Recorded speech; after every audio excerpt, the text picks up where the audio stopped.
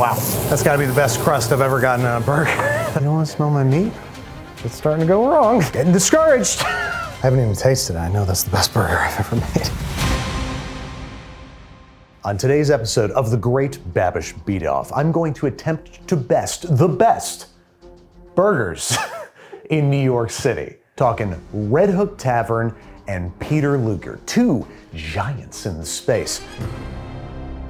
Peter Luger, maybe the most famous steakhouse in the world, also famous for their lunch-only burger made from dry-aged beef cuts, and that's it.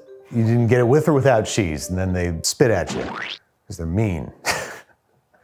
It's the vibe there. Then we have Red Hook Tavern's burger. This is maybe my favorite burger in the entire world. It is gigantic. It's about yay tall. It's all dry-aged prime beef, and it's just the juiciest burger on God's green earth. You have to drink this burger. Competition is stiff, but I'm stiffer. So let's beat off. That's what happens when you're stiff, right? We got there. This episode is sponsored by Element, my favorite way to stay hydrated. I've enjoyed using Element for a while to help me hydrate after a workout or a long day of shooting, and lately I've been using it to stay hydrated while I drive across the country for an epic foodie road trip.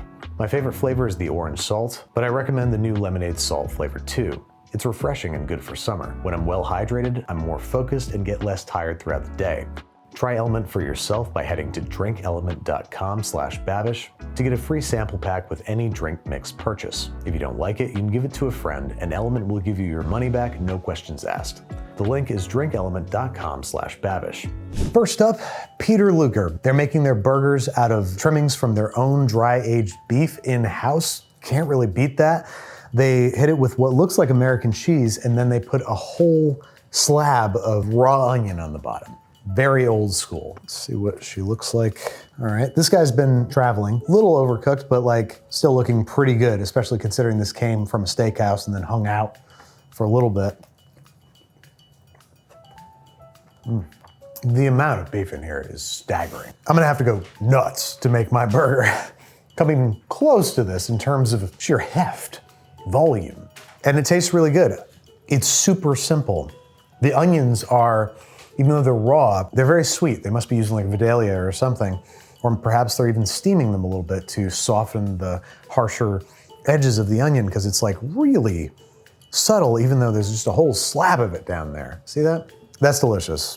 Like so good. I think if anything, there's like not enough salt. I feel like they're a little undersalted. That could be where I get them. We'll see. What I'm gonna get them for their birthday, if I get them anything at all. Next up, my personal favorite burger in this fair city, the Red Hook Tavern burger. Another dry-aged burger. And they also do a whole slab, effectively, of onion, but they griddle the hell out of it. So it's got some nice caramelization happening on the bottom. I love this bun. The bun feels great. Oh, wow. Look at that. Perfectly cooked. My God. These onions are a little f***y. They're a little hard to wrangle. Oh, the seasoning is perfect. 1-to-1 burger to pepper ratio. Love that. It's spicy. It's a little spicy. God, the dimensions of these things. I'm gonna have to really not give a f*** when I'm forming these patties. I'm gonna have to make DNGAF patties. Does not give a f***. Tons of dry aged flavor. And this bun is great. Looks like they cold ferment it. And it's got like a dense, almost chewy exterior. And the interior is really nice and soft and pillowy. So you get this great chew when you bite down through it. It's like, just like sinks. God, that's good. So that is some pretty stiff competition. I'm gonna have to pull out all the stops, but also keep things simple. These are very simple burgers. There's no Michelin magic happening in them. They're just big, nasty, meaty burgers. And they don't give a you think, which that's the perfect competitor. It's gonna bring out the don't give a you think in me. It's gonna be a great therapeutic exercise. I'm gonna talk all day with my therapist about this. Steve, what time is it? It's almost 11. No, dude. I think it's time to get cooking. It was better when we did it off camera. Apologies ahead of time. I got a fresh tattoo and he shaved me way too high. So we got a lot of arm flesh getting shown off here. Okay, I did a little prep last night for the first time in my life. I measured out these 4 things. As of right now, we have just about 4 hours, which means that I need to get cooking. What I have here is 500 grams of flour, and I want to just add a little bit of potato flour. It both adds some color, and I think a really nice sort of like teeth sink into it sort of texture. So hang on. Why does that smell so weird? Is it still good? Shh. Damn it. Yeah. Glad I smelled it. Well, that's what we in the industry refer to as a darn shame. The potato flour is expired, so I'm just gonna use bread flour, it's cool. This is just gonna be a nice brioche roll. 500 grams of bread flour, 25 grams of granulated sugar, 10 grams of kosher salt, of course the yeast. We have 1 packet of instant yeast because we're trying to make moves here today. Let's give this a little whisk to evenly distribute all the dry ingredients. And now for the wets. I like to have my wets for this recipe no hotter than 100 degrees Fahrenheit. And the way I like to do that is mix hot tap water with cold milk. This is 200 milliliters of water, 100 grams of milk. Okay, where'd that bring us? Well, howdy bowdy that do. You know the old saying? So I'm going to mix this for 2 to 3 minutes until a relatively smooth dough forms. And then I'm gonna start adding 85 grams of butter, 1 little piece at a time, letting it get fully emulsified until adding the next. All right, it's been damn near 10 minutes since we finished adding the butter, and I'm just now reaching the level of gluten development where I want to be at. You want really good gluten development on these, because otherwise they're gonna be tender and short and crumbly.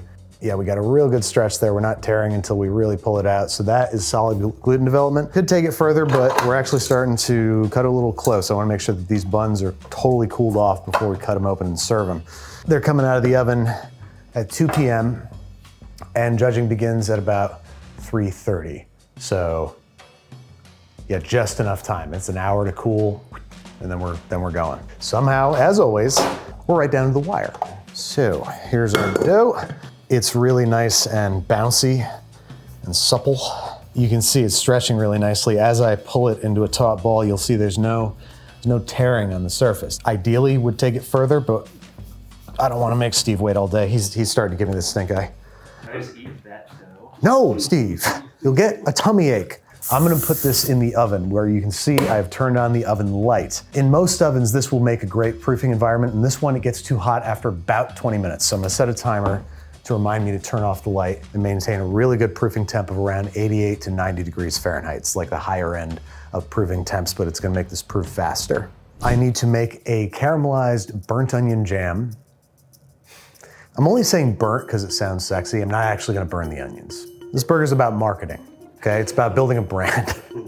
I'm going to cut these onions in half, and then I'm going to slice them using a mandolin for a really uniform thickness, not pole to pole, but across the poles. I want this to really break down into like something spreadable, so I'm gonna cut across those poles, across those grains. Equatorially. Equatorially. Latitudinally. Right? I know what you're thinking. This pan's too small. I should use a big pan. I'm a big man. When you're caramelizing onions, you want them to just barely fit in the pan. They're gonna shrink down by such a huge magnitude. Crowd the pan as much as you can because they're gonna cook very, very low and slow. 1 tablespoon of butter. We don't want much sizzle when we throw down these onions. I'm also gonna hit them with a little bit of water, cover them, steam them. That's gonna help them break down a little bit more quickly and soften, because one of the things that makes it so full is that the onions are rigid. So that way, you know, they're propping each other up and they're taking up more space. I think these onions have gone far enough. They are deeply, deeply golden brown. There are some little charred bits, which I actually kind of like. I think I'm gonna add a little tiny bit of balsamic reduction, because I really don't want these to be balsamic onions, but I want to bring a little bit of acid to the situation. I'm also gonna salt these lightly. I think that is gonna be nice. I normally don't like balsamic in meat, virtually ever. So it's pretty wild that I just did this, despite never having done it. But look, I listen to the little man, okay? You gotta listen to the little man. So for the burger, I also want to use dry aged cuts. And luckily I went to a really great butcher here in the city. My very favorite, it's called Della Pietra's. They were kind enough to give me scraps, which sounds worse, but it's not. Because it's a little heretical to just take like a, prime dry aged ribeye and grind it into a burger. That's toxic masculine behavior. Here you have it, boys. This is a big, hot, nasty pile of trimmings, all dry aged, some grass fed, some grain fed. It's gonna be a wealth of different flavors in here, as well as blue cheese like funk from the different aging processes. It's gonna be one of the most incredible burgers ever. I'm gonna whack open my meat. So these pieces are a little bit too big for my small town grinder, so I'm gonna size them down a little bit. Oh man, you can see all the dry age. That's pure flavors. If you want, you can give that a smell. You wanna smell my meat? Do you wanna smell my meat? All right, it smells like blue cheese, it's cool, okay? Just look, yeah, see? Yeah, no, yeah. See, Steve? It's cool. There's our meat. I'm gonna put this in the freezer for about 20 minutes, just enough so that it's really firm around the outsides, but still soft in the middle. That's prime, a grinding temperature. The colder the meat is, the more pebbly it's gonna come out. And the more pebbly the meat is, the more loose and open texture the burger is gonna have. Whoa! Bread is done proofing because it is huge. It has more than doubled in size, so a little overproofed, but that's all right. I mean, it's not, but it is. Every single time I do this show, I make my buns too big. Can't help it, But not today. Today, that's not happening. Hey Siri, what's 896 divided by 8? 112. Shh. 896 112, damn. I got it. Are you a savant? 135, damn, that still looks small. I mean, they're gonna expand a lot. 115, close enough, I'll take it. I'm gonna shape them. That looks so small. But they are gonna like triple in size, so just relax. These need to go in the oven in 1 hour in order for us to finish on time. I mean, I think that only means one thing, that it's probably a time to get cooking. And this guy's going back in the proofer for probably another hour.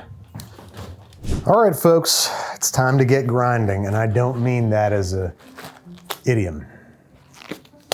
We are putting our meat grinder in the freezer for at least an hour before doing this because it's going to keep everything cold, prevent smearing, and give us a cleaner, more pebbly grind. That's a pretty pebbly grind, but I might just stick with that actually. That looks pretty great. Can somebody tell me what time it is? 1:24. No, it's time to get cooking.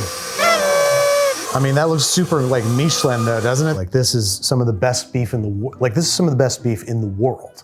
Like there's better, obviously, there's Wagyu, whatever. I wouldn't make a burger out of Wagyu. The best burgers in this bad old world are just simple, just super, super simple. Letting the meat do the talking, letting the bread talk at the same time.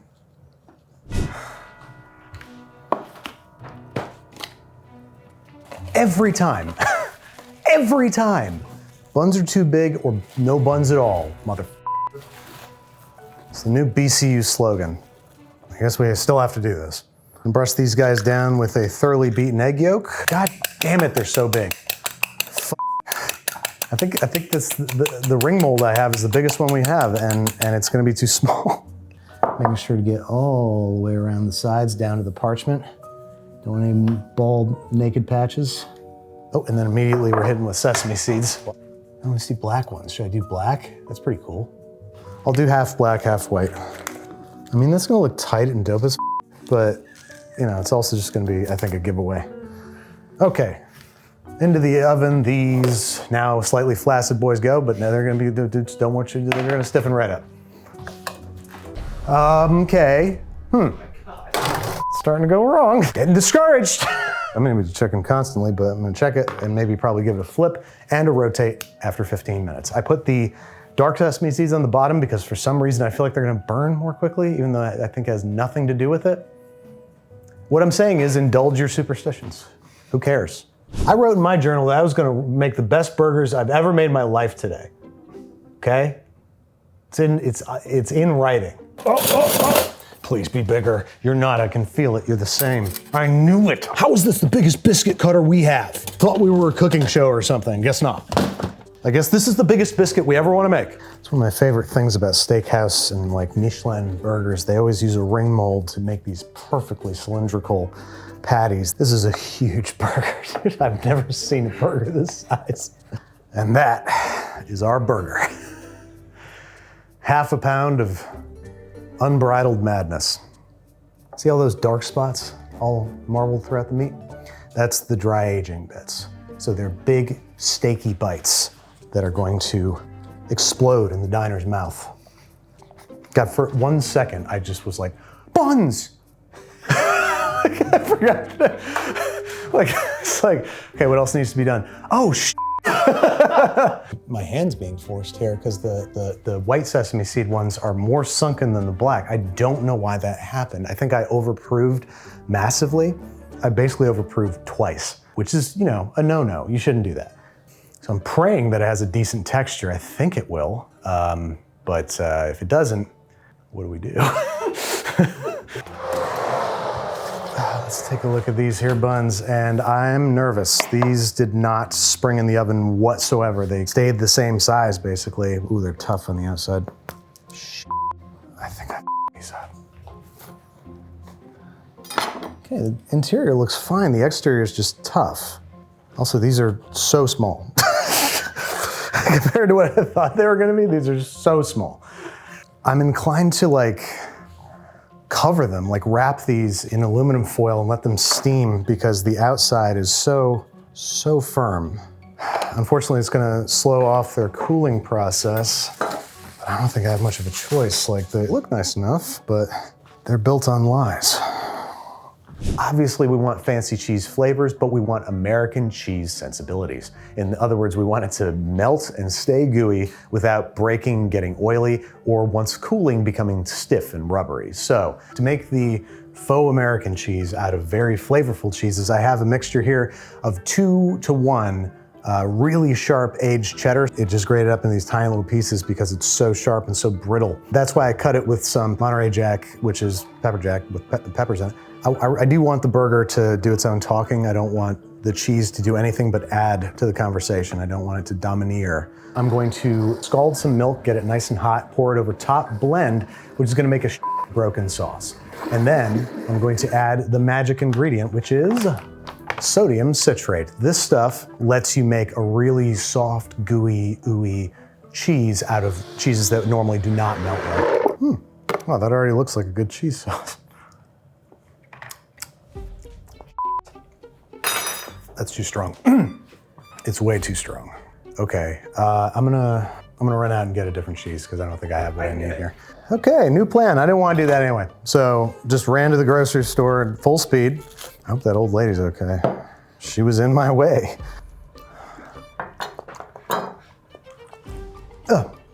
All the grocery store you get cheese that you get like this, they wrap it in one layer of plastic wrap and shove it amongst every other cheese for God knows how long. This only tastes like a refrigerator. Basically, that smell, that flavor can only penetrate so far. So you can shave off the outermost layer of the cheese. Yeah, wow. There's still perfectly good stuff in the middle. I got some backup yellow American just in case this all goes to hell.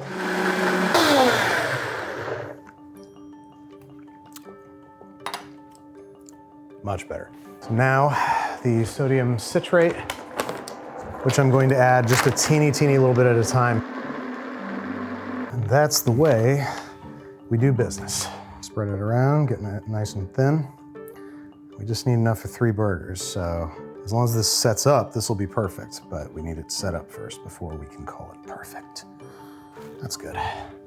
So now I'm gonna put that in the fridge.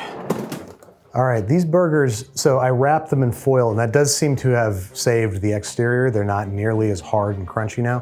Probably wouldn't have been anyway, but I was freaking out. Oh, that doesn't look bad at all. And it's gonna make my burgers look all the freaking more monstrous. Jesus balls, wow, okay.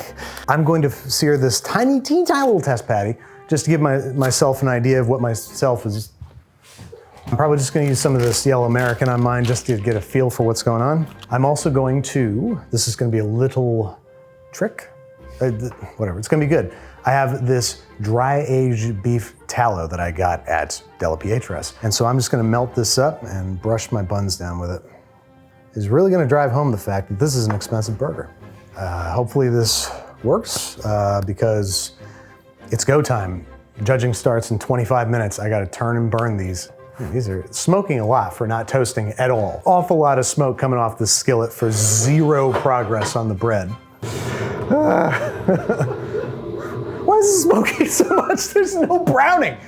Where am I? And then here's my burger. So, let's see what this little guy does. I need a good burger scraping spatula for this.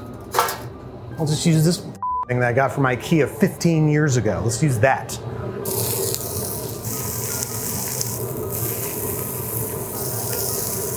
And I'm gonna take some of our beautifully caramelized onions. That's something I did right today. I'm gonna spread these on like they're onions.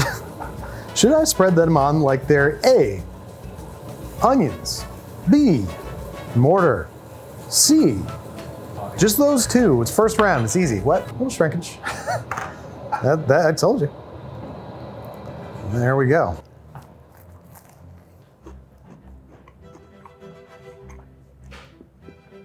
What'd I say? I don't remember. That's a damn fine burger. That's gonna be even damner and finer when there's a half-pound patty upon it. Okay, time to slice some buns. I feel like oh, I was about to say I feel like the black seeds are too much of a giveaway, but there's only two. There's only two. Yeah, we're doing black sesame seeds. Let me check on the cheese, see if by some miracle it's solidified. I mean, it's not viable. It's not hard enough. It's setting up, but it's just not enough. And we're down to 0 hour here. I have to use American cheese. So I think this is a statement, okay? Because they're probably using cheddar. You can really kind of go crazy here with the salt. These things have so much fat in them. Hardly need to put fat in the pan. Now I'm gonna hit these sides with salt. And they're so thick, I want them to cook to medium rare. So that means letting them sit for quite a while. Wow. That's gotta be the best crust I've ever gotten on a burger. That looks good. Look at that. Hit them with the cheese, going double cheese. I'm going to take these off because they're really nicely seared. And I'm just gonna let these come up to temp in the oven. Low oven. All right, now look, I have all this beautiful beef fat. I don't even need that tallow that I rendered. I can just bippity boppity, boop. Yeah, okay, we're there. Clocking 125. Let's assemble my burger. They fit like a freaking glove. Look at that. Everything worked out. Everything worked out. That's freaking it, dude. And I don't even get to know what it tastes like. I haven't even tasted it. I know that's the best burger I've ever made. All right, come this way. Come this way, come this way. All right. Did you bring a knife? No, do you have one? Oh yeah, I brought mine. Hi, I'm Taylor. I'm Brian.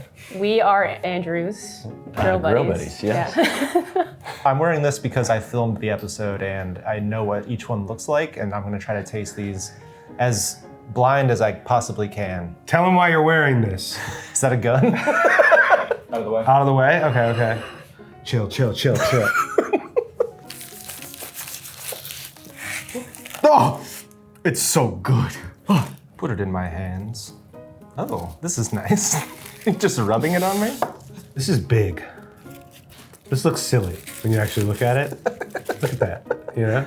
That is 1.5 inches of meat. This is generous. This is more generous than I'd expect any restaurant to ever be with me. Look at the squeeze out of the juices beautiful. here. This is very promising. Looks classic. Yes, beautiful. Medium rare. There's really not a lot going on here. Beef forward. Just tastes like I threw half a pound of ground beef on my stove. Wow, this cheese is so... It's like American, but good. I know. It's got like a cheddar flavor, but American texture. The grind on the beef is crazy. You get like irregular sized chunks of beef in there, you know? Oh, yeah. I love the onion. It is a little aggressive, though, the onion flavor, Yeah. for me. Kind of tastes like half what was steamed because it's been sitting there. Yeah. I like a raw ass onion. It's not bad. Like I could be sharper. I don't think there's enough cheese. It's so meat heavy.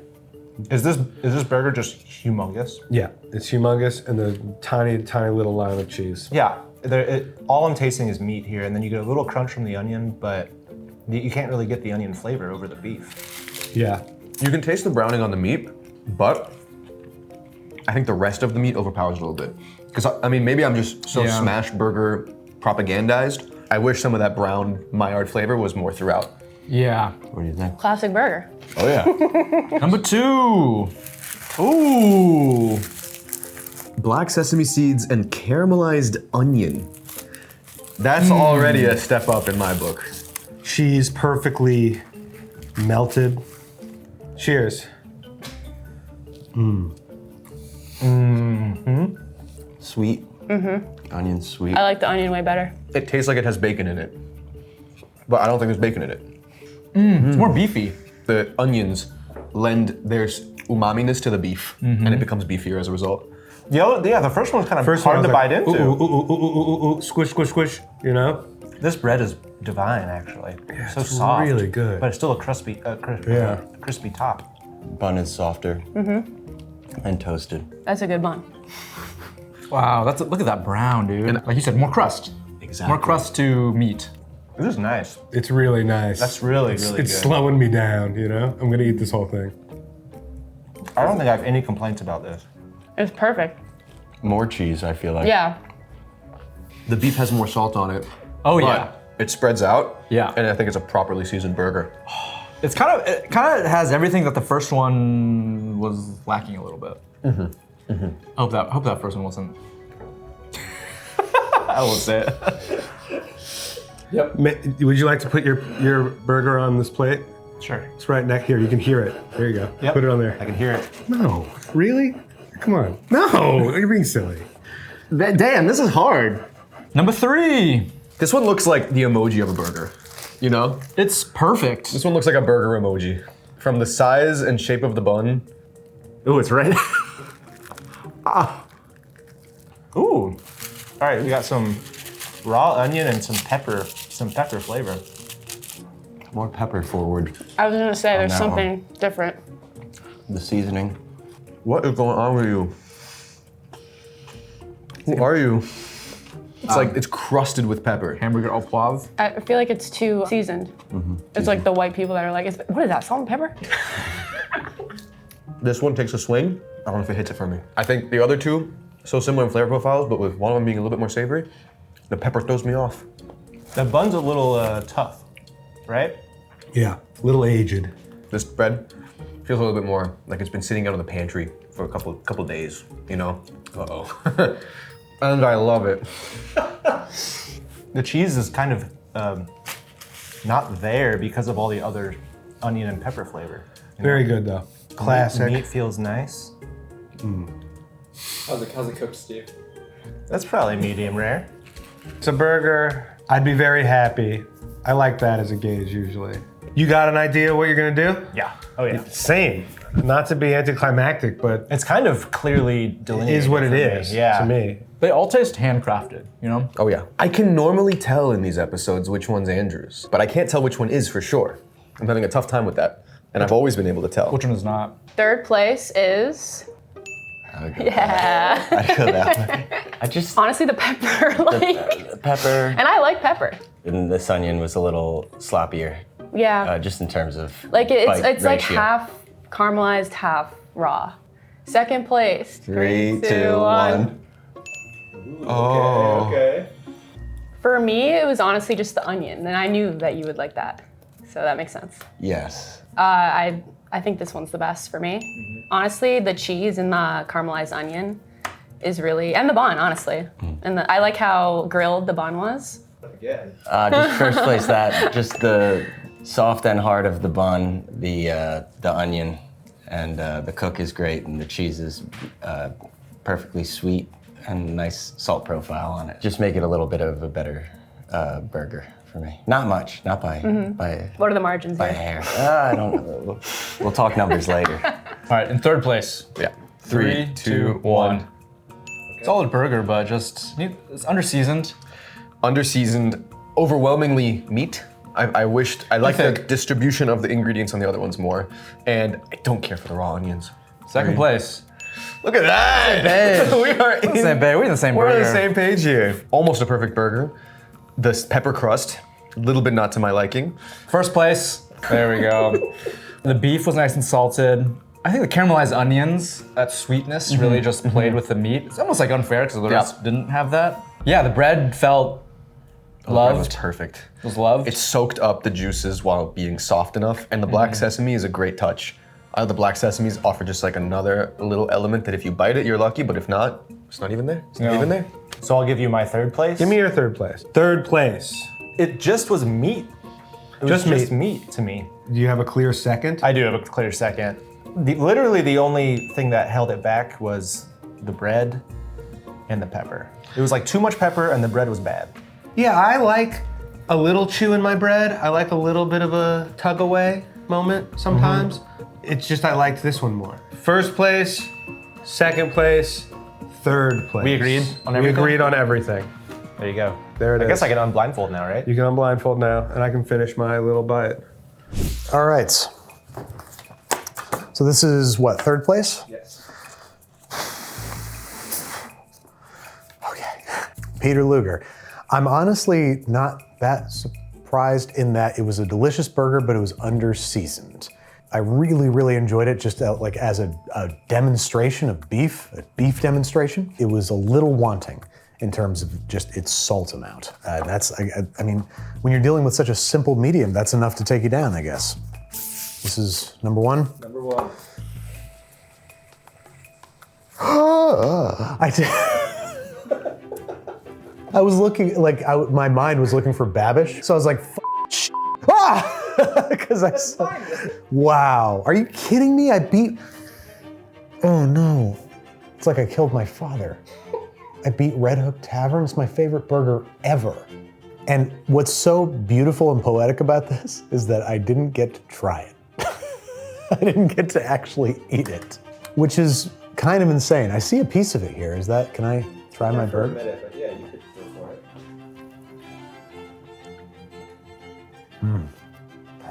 Okay. That bun came out great. I thought that bun was gonna suck shit. And it didn't. It's like, it's dense and chewy in the right ways, but it's still light and open. The outside crust softened up beautifully. That burger, man, wow. That tastes like a dry aged steak. Wow. Those caramelized onions just bring this like sweetness and a little bit of salt, a little bit of acid from balsamic vinegar, and it just creates this sort of interplay that the other burgers don't have. It's like Peter Luger and Red Hook Tavern are celebrations of meat and meat alone, and this is a celebration of everything in it. I've never talked so nice about myself before. It feels weird. I have a lot to talk with my therapist about. Hats off and nothing but the utmost respect to Peter Luger and Red Hook Tavern. I never would have imagined I'd be giving this victory speech right now. I guess they're the best burgers you can get in New York City, except for my place. Thank you guys so much for watching. Please leave a comment below. Who do you want to see me beat off next? And stick with black sesame seeds. I think that's I think that was my ace in the hole, black sesame seeds. They thought it was the beef? No. I got that stuff out of the garbage. I'm kidding, it was from Delich Pietros and it cost a fortune.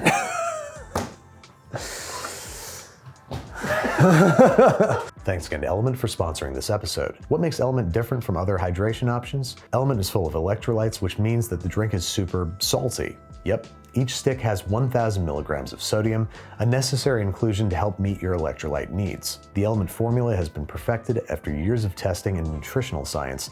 You can tell because it still tastes great. Element is a great solution for you if you're struggling to stay hydrated. Meeting your electrolyte and hydration needs will give you more energy, better cognitive function, and fewer headaches. So just try it for yourself. If you don't like Element or it doesn't work for you, they'll give you your money back. Head to drinkelement.com/Babish to get a free sample pack with any drink mix purchase.